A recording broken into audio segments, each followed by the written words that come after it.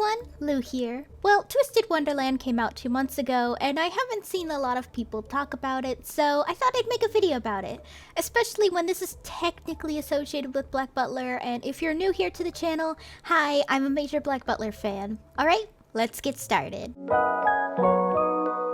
Twisted Wonderland is a mobile game published by Enix, who are in association with Square Enix, in a collaboration with Disney. It was developed by F4 Samurai, who are known for Madoka Magica Magia Record, although unfortunately, due to the development of mobile games in general, I couldn't really find out who directed the game and who wrote the story. What I do know, as it was a major marketing point in Japan for Twisted Wonderland, is that character designs were done by Yana Toboso, who created Black Butler. I don't know if she had a hand in writing the characters as well, but damn if some of these characters have similar hallmarks of Yana's writing style. The game would release a year after its announcement in 2019 on March 18th, 2020 to some pretty high praise.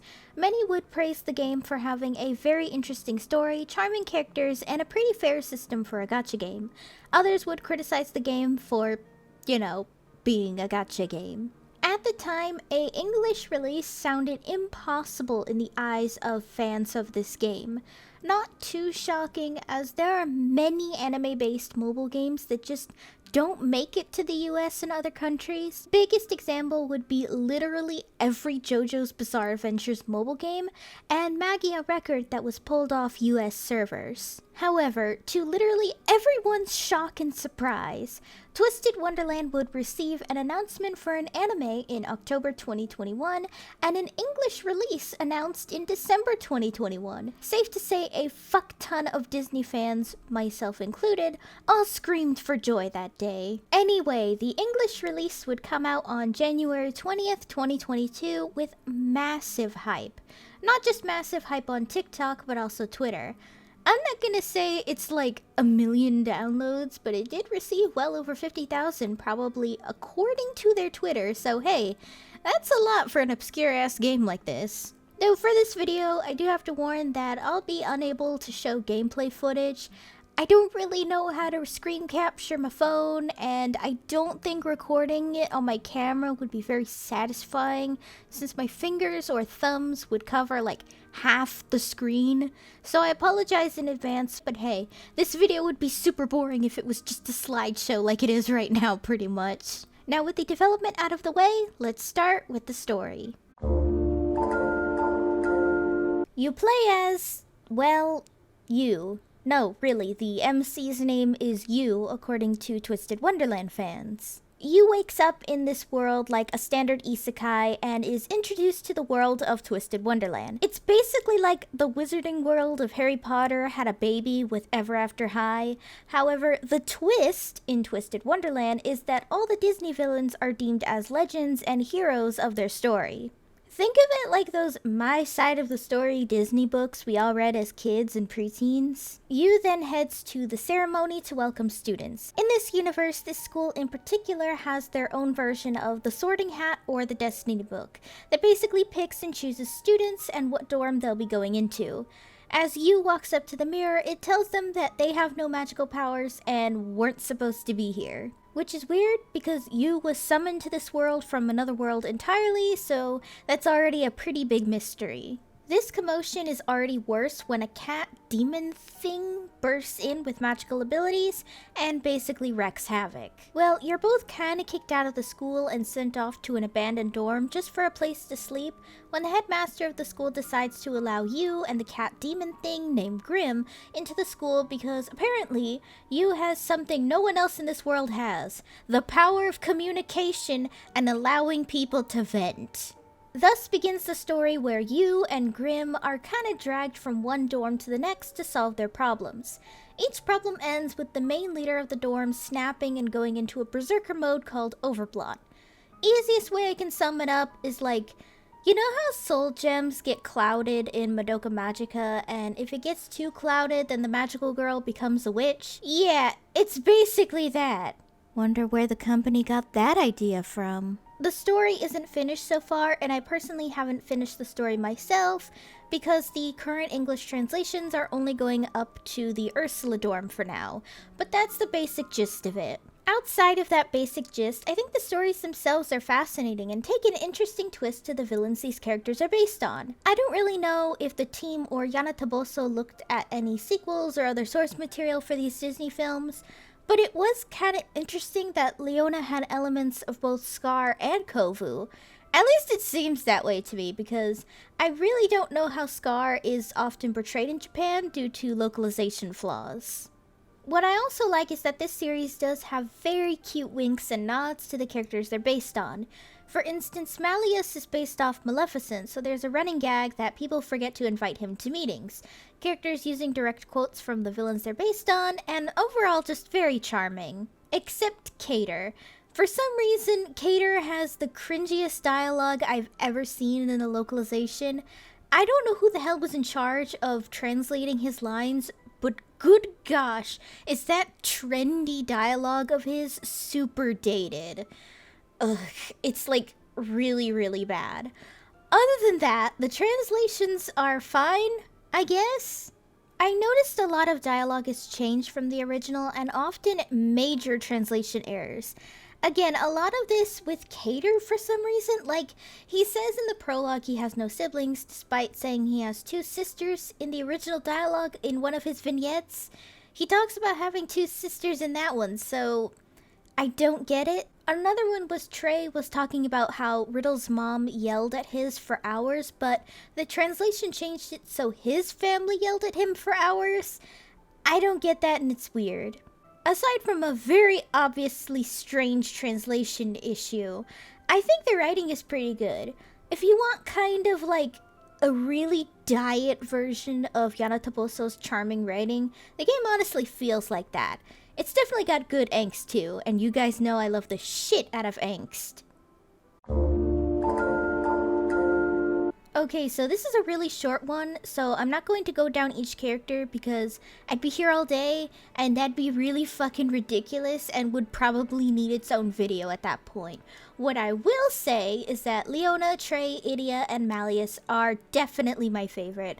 Extremely charming characters with just the right amount of angst to them. Another thing I really like about the characters is the designs. Yana Toboso did a fantastic job designing these characters and incorporating what they're based on. Just to name a few examples. Lilia is based off Maleficent's crow. If you notice the pink in his hair, that's likely when the crow was spying on the good fairies in the movie and was hit with pink magic. Jamil is based off Jafar's staff, and Kalim is based off Iago in his design, but the Sultan in his personality. It's really clever stuff and I love it. Not sure where the hell this level of talent was for Yana when she was designing the characters for Skate Leading Stars, but oh well. Overall, extremely lovable characters that are memorable and very well designed. The game is honestly a lot of things at once, and it's kind of overwhelming to remember it all. It's a visual novel, idle training simulator, RPG, and rhythm game at the same time. That is crazy, I know, but hey, I guess it wanted lots of variety? Each story section will have rhythm games you follow with some pretty catchy music, some of which actually being really good. Others will feature RPG battles. Now, these battles are pretty basic, mostly not to overcomplicate itself. I mean, this is a mobile game and I'd imagine a complicated RPG system would just be a whole mess. It basically has a simple trio element system and then void magic. Think like the element system in Smash Bros. Ultimate Spirit mode, if that makes sense. Obviously, we all know how element systems work. Fire beats grass, grass beats water, water beats fire, and void beats void. Pretty simple, and the game will even tell you which characters will be stronger if you use them if you're really struggling with the system. Battles, though, are either purely HP battles where first to zero wins, or 5-turn battles where whoever has the lower amount of health percentage wins. It's pretty weird, honestly. Like, the enemy will have way more health than me, but because I kick down a lot of more health, I'll technically win because I beat more percentage. Oh, and you can boost the elemental damage of the spell of the character by doing exam battles or alchemy exams that I'll explain in a second. As for what I mean by idle training simulator, there's two different training minigames as well. There's history lessons, which boosts your character's level, and then there's flying training, which boosts your vignette level. Vignette level is used to unlock mini stories for that character's card and even upgrade said card to groovy status, which will give it a massive bonus. I actually really like the vignettes. Often they're short stories that take place away from you, so it's neat to see how certain characters act outside of the main story. As for the cards themselves, there's 3 levels to them. SSR, which is basically the ultra rare card that gets a portrait. SR, which looks basic but will have a portrait once you groovify it. And R, which is just the basic outside and extremely common card. The SR and SSR stories in particular are actually really enjoyable. One of my favorites was Leona's vignette for his ceremony outfit, but I am also extremely biased because Leona is my favorite character. I will say that the level system for both bars is extremely slow though, like fucking molasses. Now, when you do take a number of classes a certain amount of times, the headmaster will come and grant an extra boost for either one, but my gosh, it's still molasses to level up your character and their vignette. I'm not kidding, that it felt like an eternity just to level up Leona's vignette bar on his ceremonial outfit. Aside from very sluggish leveling, there's also alchemy classes which give you items to level your character's spell abilities, or currency to buy these items from the shop. The shop in general is okay. What I really like about it is that with the tau marks, which are the game's basic currency, you can buy every character's basic outfit in the game, which I really like. It's nice to know that I can have every single character if I want them.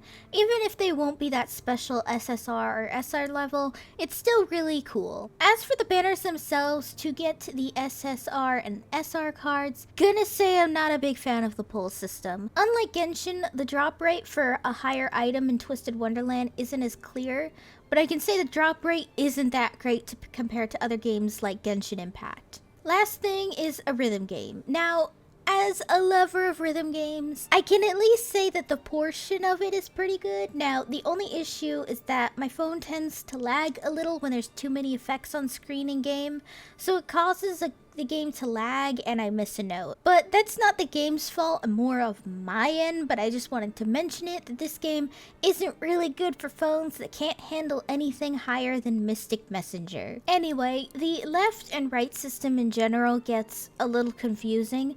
Mostly it's just hard to focus on 2 sides of the screen at once, so I get Persona 5 dancing flashbacks where I feel like my eyes have to look in completely different directions just to see both sides. Still, aside from that, the gameplay is really fun with the rhythm games.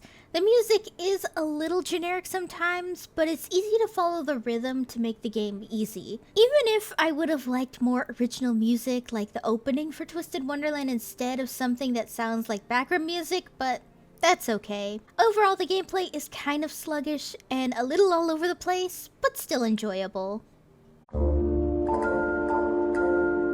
Twisted Wonderland is the perfect game to play when you're out and bored. You're in the passenger seat and there's traffic, bust out Twisted Wonderland and go nuts.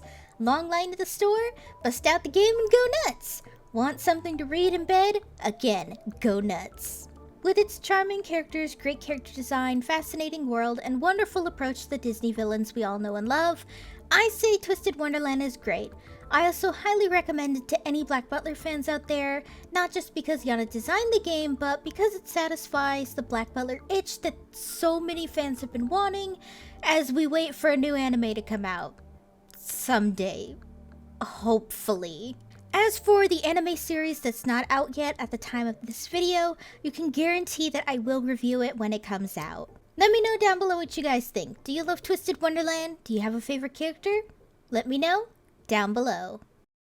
Hey guys, thanks for watching! If you liked the video, be sure to give it a thumbs up and consider subscribing if you're new. If any of you would like to help support my channel in any possible way, my Ko-fi page is down below in the description, along with all of my social media. For any subscribers, new or old, who'd like to help with video ideas, or maybe just want to talk about anime or something, I have a fan server linked down below. See you next time!